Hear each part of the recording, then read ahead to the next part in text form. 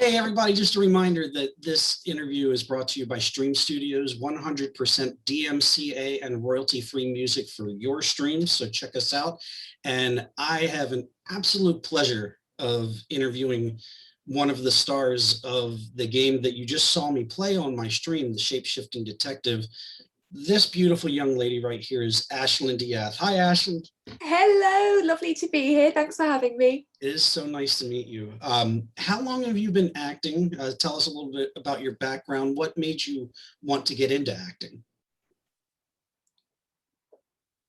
It's so complex, isn't it? I always think acting is a bit of a calling. And I always try and pinpoint that kind of moment in my life where I knew I had to be an actor. But the kind of slightly boring reality is that I just always wanted to. I can't remember a time when I didn't want to be an actor. And I don't know if that's got something to do with the fact that my aunt was an actor years and years ago. She only for about 3-4 years, something like that, when I was really, really tiny. But some of my very early memories are being backstage in a theatre. And I've always been really obsessed with the idea of storytelling as well. And I don't think there's, in my opinion anyway, many better ways and kind of more intense ways of doing that than acting. So I've kind of done it throughout my life through various different means, but I started really properly professionally about 10 years ago, which is later than a lot of actors, I think. I was 23 when I came out of drama school. You have done stage, screen, FMV, you've done voice work, you've done writing. Do you have a favorite medium that if you had to pick one, you would say, oh, I'd do FMV? Or what would you say is your wheelhouse? It's so difficult. It's like having to choose a favorite child, having to choose a favorite stream of acting. I honestly don't know. I mean, I got into acting because of stage initially. That was my big passion. And then realized when I was about 2021 that although I had got very comfortable on stage, I knew practically nothing about film acting, which is why I went to drama school after university. And film, I remember when I first started doing film acting, I didn't love it. And I found it too technical, and I'd get really annoyed because theatre acting is really satisfying. You get this whole narrative journey throughout the show that you're doing, and you've got months and months of rehearsal time. And I just thought, oh God, this is so clinical compared to that. But now, 10 years on, I love screen work. I really enjoy the freedom of just coming into set and seeing what happens on the day. And I'm a complete sadist, so I love it when things go wrong because I think it just makes it slightly more interesting, and stuff always goes wrong, always.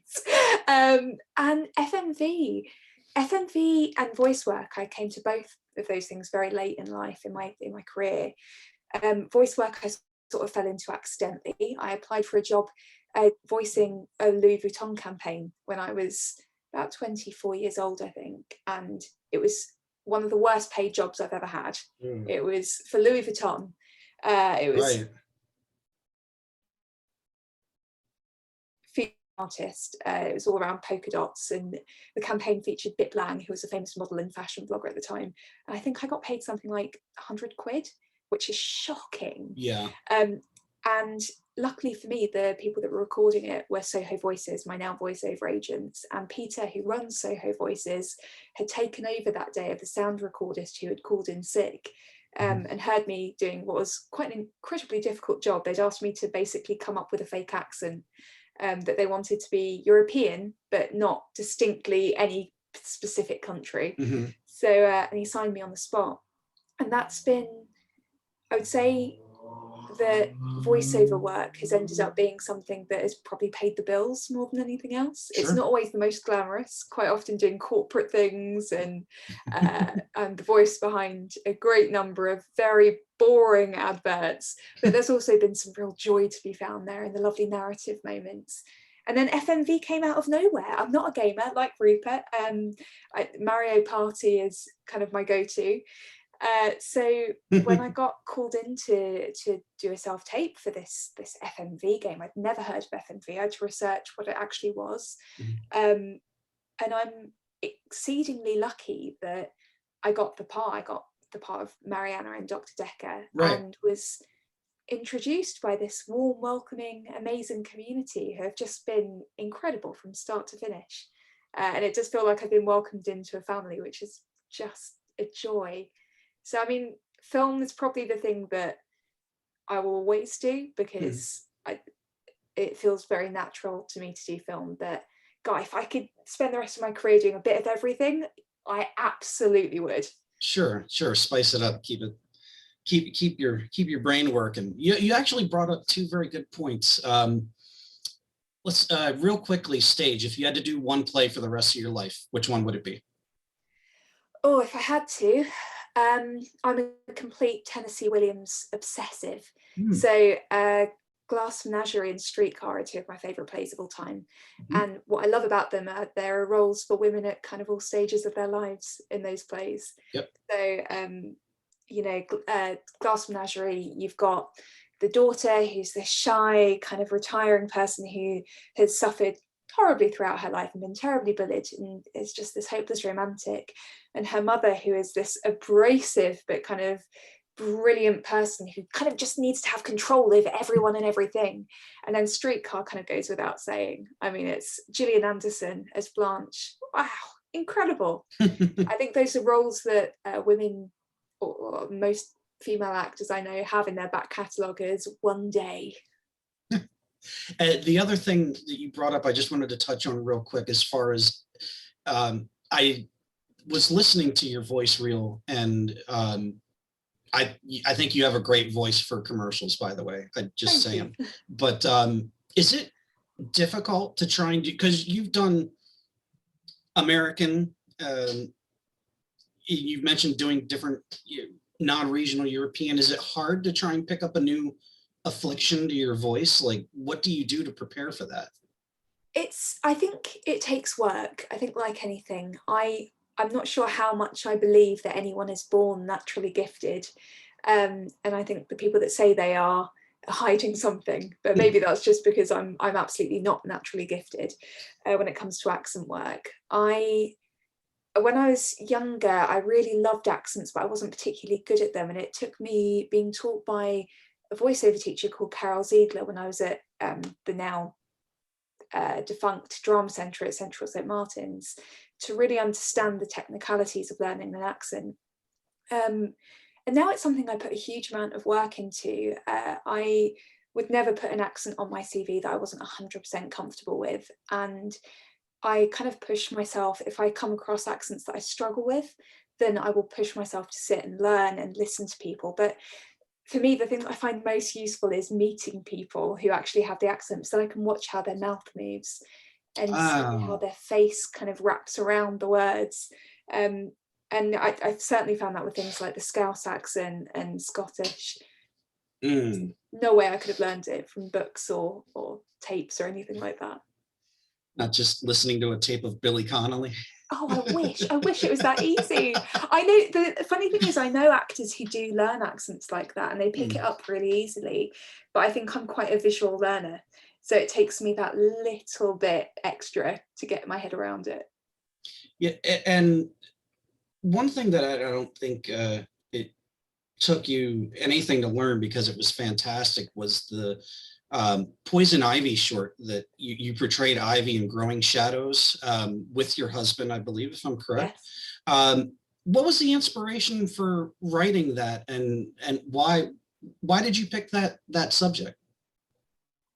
So I grew up very much a DC girl.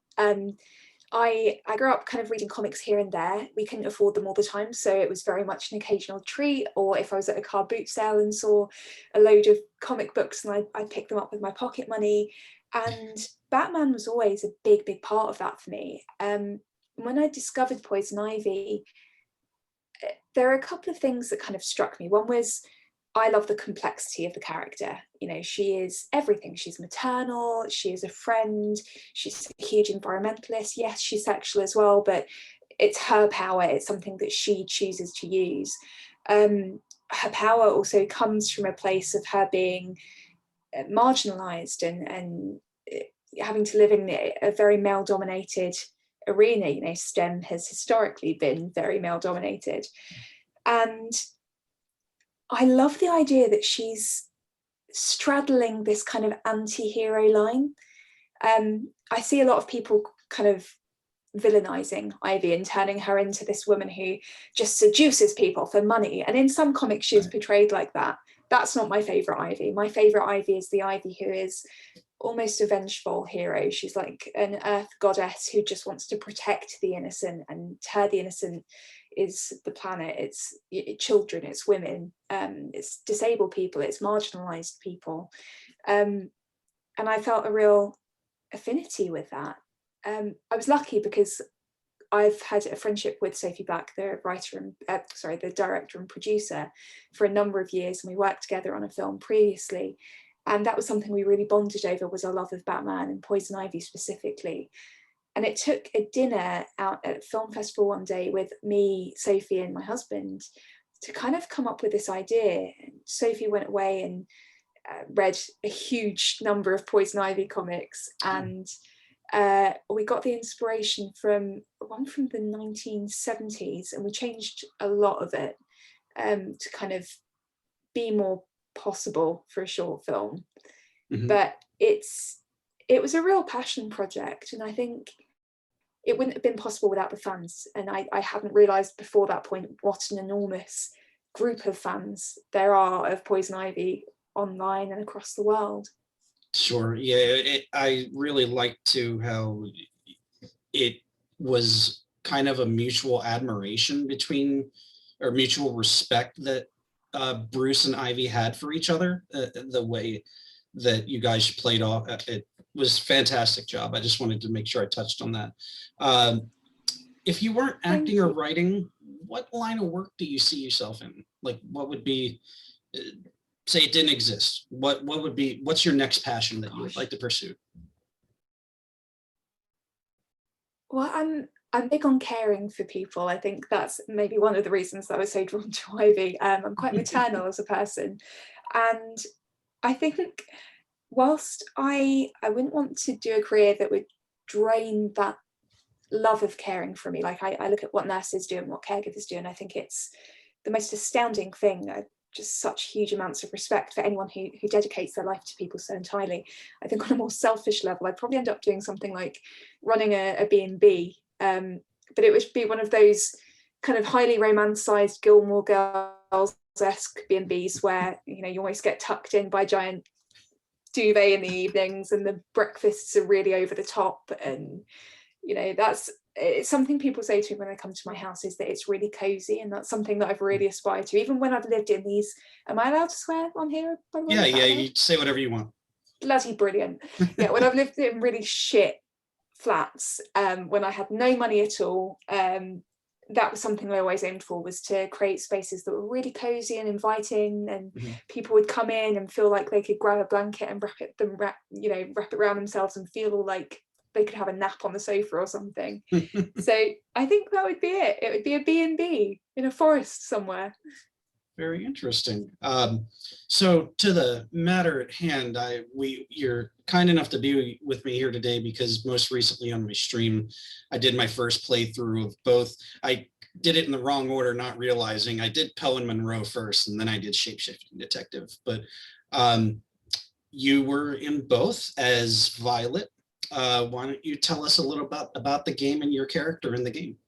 So Shapeshifting Detective was, you've got the world of August, which I'm sure you and your viewers will have investigated thoroughly. Oh, it's such a fun little place. Oh, it's wonderful. And I love the kind of slightly Lynchian overtones that it's got. It, you know, David Lynch is one of my favorite creators of all time, as I think any past film student would say. And I think August has that in buckets. So Shapeshifting Detective, if you haven't already played through or seen lovely playthroughs like Todd's, is about a series of murders happening in the town of August, which is an English town filled with all sorts of unusual and strange characters, including my character, the lovely Violet, who is the landlady of the hotel in August. And redheads are going missing. Now, you might not think it to look at me, but I until fairly recently had very red hair. Yes. So as do a number of the characters in the game. So you played the shape-shifting detective, the titular character, who goes around trying to solve these murders before anyone else gets hurt. Poe and Munro then leads on from that.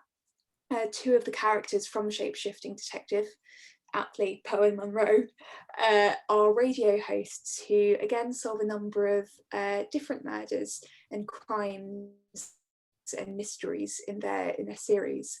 And that one was a slight change for De-Ath because we were working together in the room, which was really exciting. Having done a couple of games where it was just us talking to our lovely director Tim. And it was broken up into a more sort of episodic layout.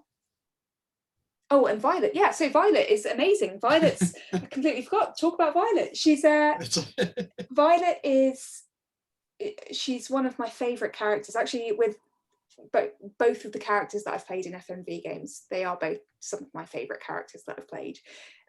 Violet is a strange woman with a lot of enigma behind her. She talks a bit like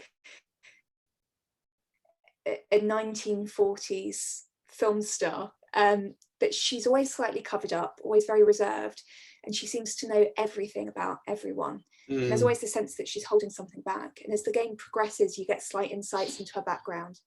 I took a lot of inspiration from Tandy Newton. Tandy Newton? That is her name. You know, you just have a complete brain melt moment. I was like, yeah, she's just changed her name back recently to her original name, and I can't think of what her actual name is. Tandy actually isn't her name. It's a shortening for her name. Anyway, very sorry, Tandy. We'll put it in notes or something. But I took a lot of inspiration from her performance as Maeve in Westworld, and Bette Davis as well.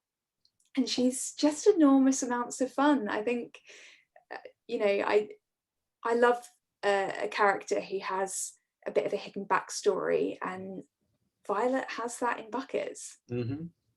Yeah, I definitely don't want to give anything away. I just going through, it is very complex, very, very layered. And as you progress through the game, you definitely, you kind of peel back that onion a little bit. And I have to tell you, when like the first big shoe dropped, if that's like a appropriate term, it seemed like, okay, this story just made a big left turn in Albuquerque. And I was like, what the hell's going to go? And then following it on. And I'll just say my first playthrough, I know it changes each time, but my first playthrough, I did correctly figure out who the killer was. And I was like, well antsy, because I was like, oh my God, I don't want Munro to die, and I don't want anybody else to die. It was funny. That little girl, now that you brought it to my attention, that little girl, is that the same little girl that was in Poe and Munro? Yeah. That's what I thought. She's wonderful. She's enormously talented. So this is Tim and Linda's daughter. Oh. And she is so sweet and so scarily smart. I mean, this kid has nothing on Matilda. Well, Matilda has nothing on this kid.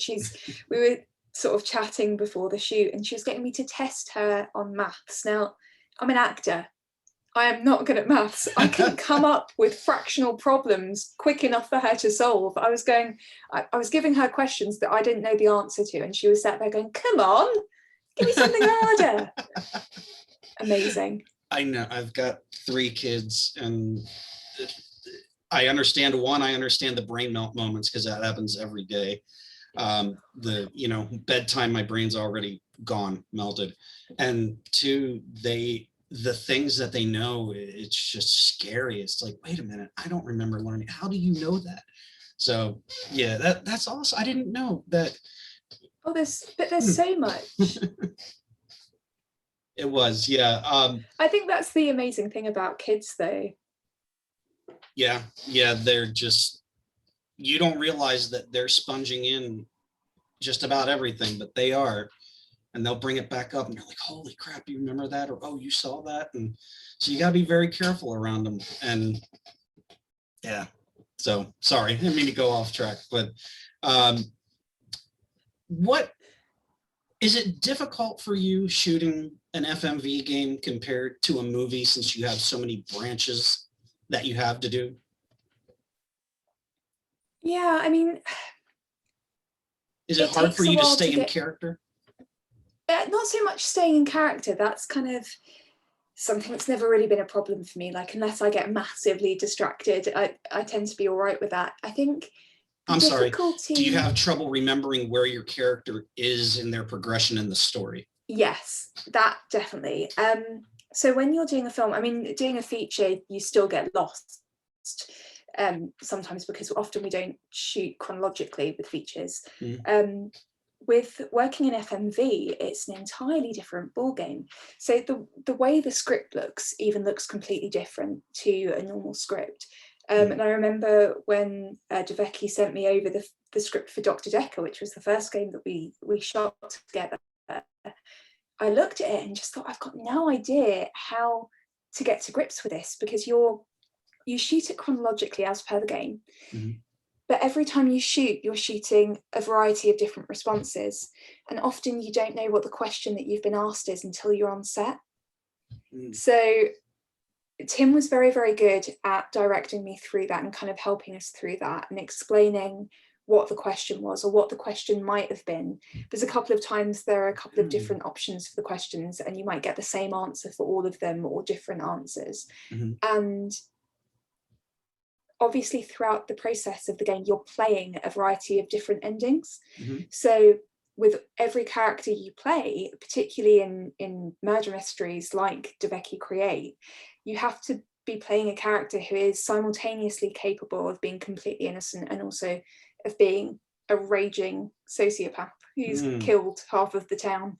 But that, I think, is, whilst it's challenging, it's also hugely exciting as an actor, because you want that level of complexity and you want that kind of ability to play and to, you know, problem solve a little bit with a character. There's nothing worse than when you get a character and you're doing like a short film or a feature or something, and it's just the most obvious, like basic storyline. Like, I did something on my Instagram today about one I saw, which was a character in a feature film, and her character name was Woman, and she was described as being the wife of one of the male characters, and the entire explanation of her character was broken down by her husband loves her very much, and she's useful in moving her husband's story along in this way. And by the way, she has to get naked. That's essential for the story. I mean, obviously you can imagine as an actor, there's nothing more boring than a breakdown like that. Yeah, that seems awfully dry. Have you, before you started doing FMV games, had you gone back? I know you said Mario Party is like your jam, but did you go back and watch any of the old FMV games? Mainly, you know, the names Night Trap and Double Switch come up, but did you do any research or go back and play them? Definitely. Did that inspire you? And go ahead, I'm sorry. I played them purely because I couldn't work out. No, it's all right. I couldn't work out quite how to play them. So I am an absolute loser when it comes to technology. Like I'm shockingly bad. I'm much happier with my hands in the dirt in the garden than I am with my phone.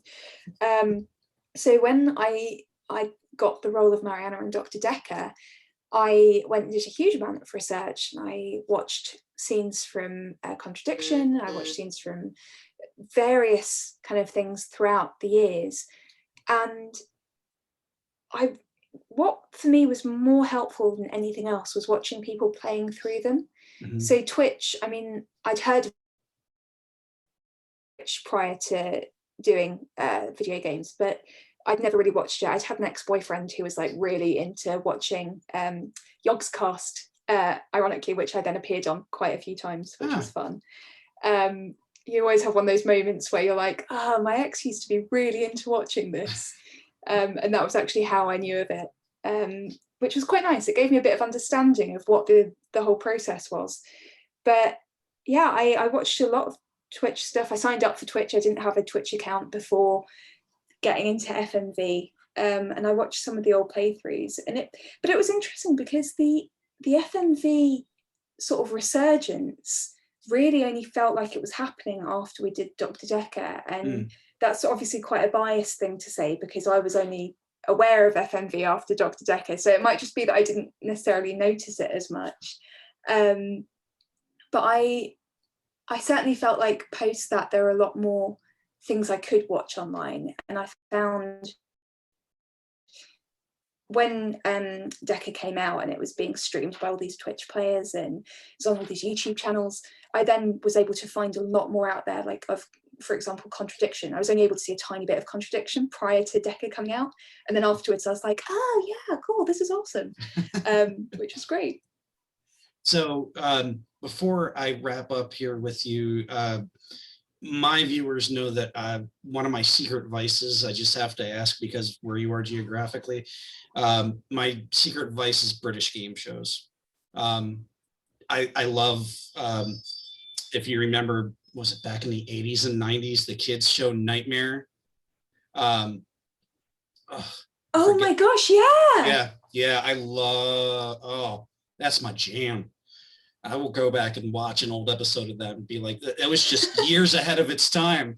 And Crystal Maze, of course, and Jungle Run I watched, and we just didn't have shows like that over here. I was like throwing my hands up in the air, but like we just finally got an American version of the Crystal Maze, even though it was still shot over there in the UK, and it was a different presenter. It wasn't Richard Iowade, it's American personality, but it was so cool. It was like, oh my god, that's the same stuff they play on the UK version, and now we got to go over and do it. I thought they were going to like build it over here, but do you partake of any of the game shows over there, and if so, do you have a favorite or one from your childhood that is kind of fond to you?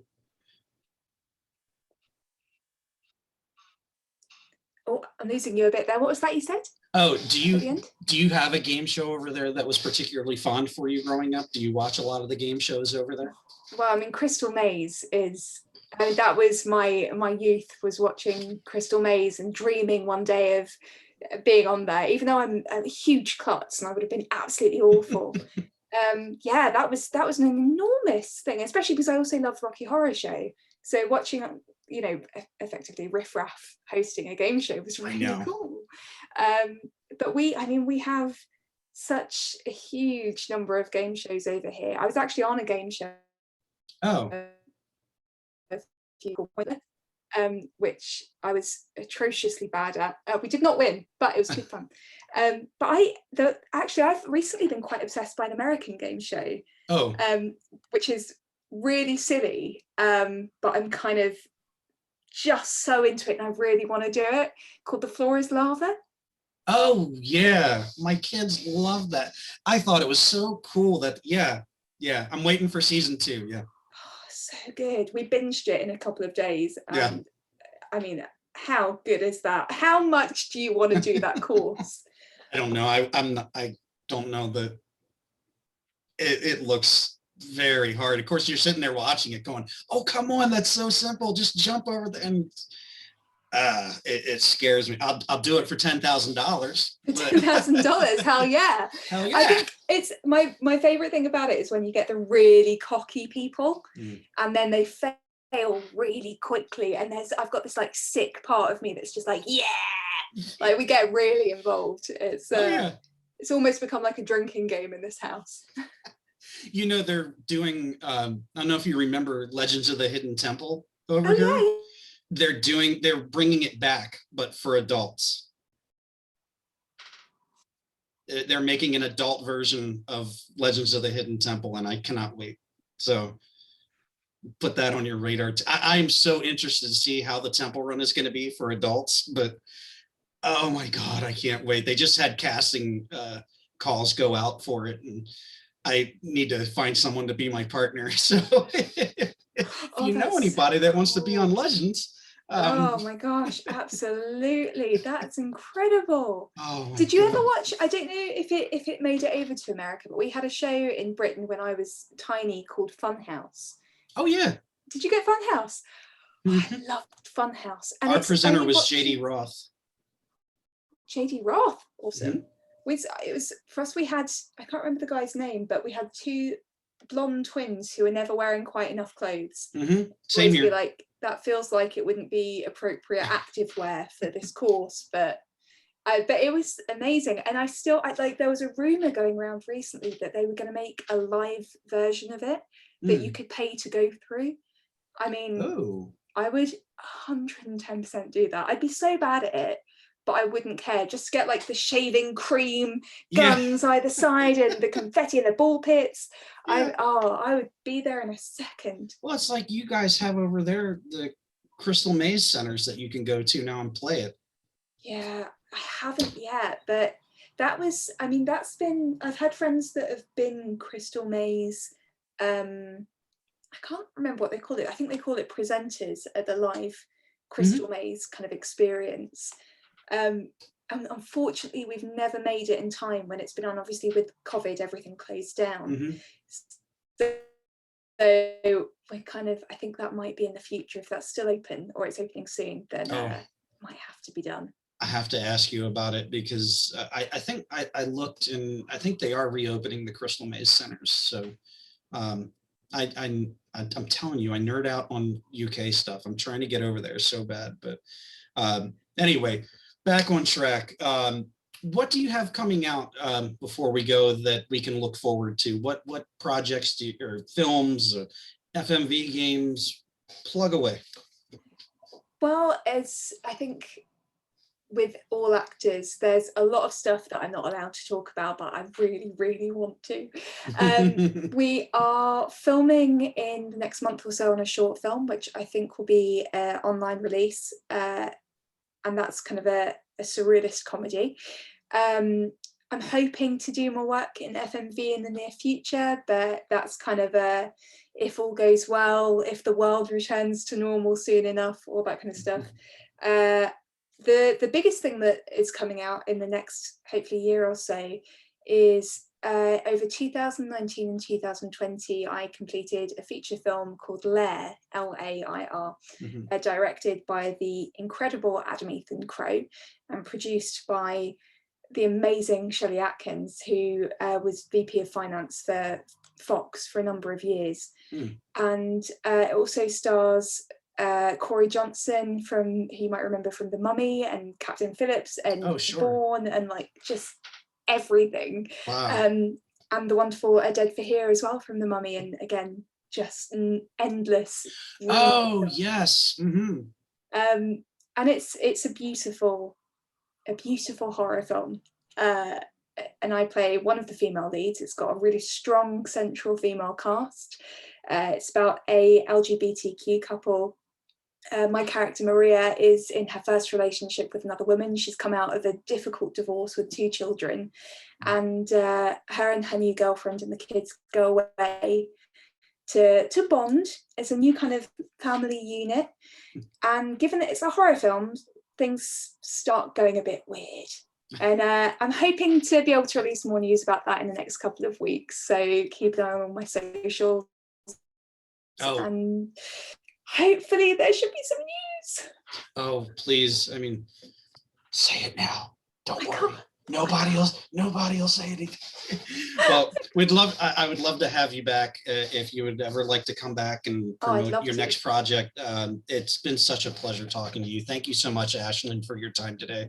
Thank you so much for having me. It's been a joy talking to you. And everybody out there watching, take care. God bless. Bye-bye.